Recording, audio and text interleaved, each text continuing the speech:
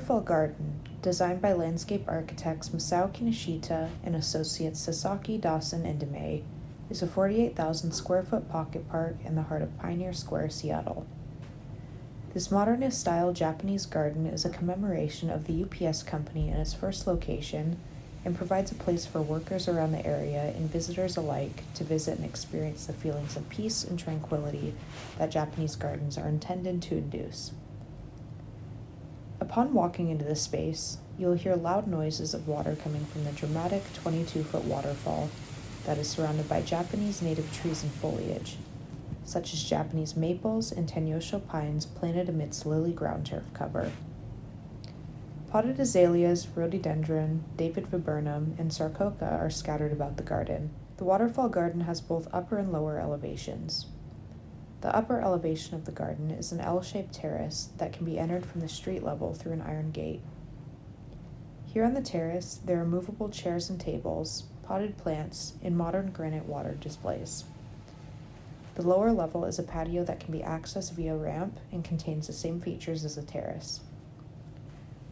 The waterfall resides alongside the patio, where two corners are pools that collect the fallen water and are circulated back up into the waterfall. The history of using water in Japanese gardens has always used the best technology available for providing the water that you need. So, recirculated water to me it's certainly not something that would have been historical, but the waterfalls always had this, there was the mechanics of having that system work, and it was whatever technology was available.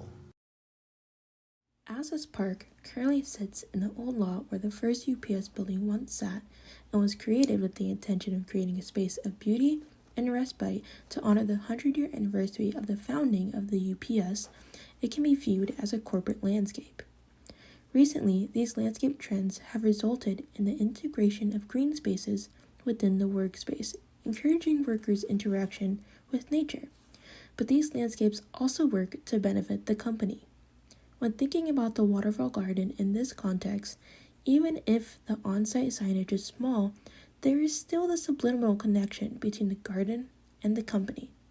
This beautiful and impactful place in the middle of a corporate sector is then associated with the UPS, creating a positive mindset and outlook on the company, which can only help in its success. The Waterfall Garden finished construction near the middle of the 20th century, but it could still be traced back to some influence from the Progressive era before that time. One of the main ideas during the Progressive era in the cities like Seattle was to focus on cleanliness and overall health in the living spaces. Taking some of the idea for the Waterfall Garden, there is a desire to keep the garden clear of any trash or decay in order to create the illusion of nature in the city without any filth. Originally, the space was taken by the Annie E. Casey Foundation to simply commemorate the first office space of UPS. As they were originally a business that started in downtown Seattle and also interacted with the many people around, they would want to create this community to honor those same people. The use of the garden in the middle of the city was an example of the modernist movement creating these natural spaces in an urban environment to bring people out of feeling crowded. Being a Japanese garden as well, however, brings in issues that were seen in many other parts of the Progressive era, which were how they would keep certain areas clean. A common problem was the prejudice against people of certain race or belonging to a lower class, which led them to being blocked from completely participating in the cleanup of the city. The Waterfall Garden would see a similar problem even in the present, as there can be seen prejudice against the homeless, which a security guard there is on the lookout for. There is also a fence surrounding the entire garden to keep people away during the nighttime. This isn't something only exclusive to the Waterfall Garden, since many other Japanese gardens also have some sort of barricade or wall which limits the access of this relaxing place to only certain people. And so that decision to enclose the garden as a matter of security kind of arose in that sense.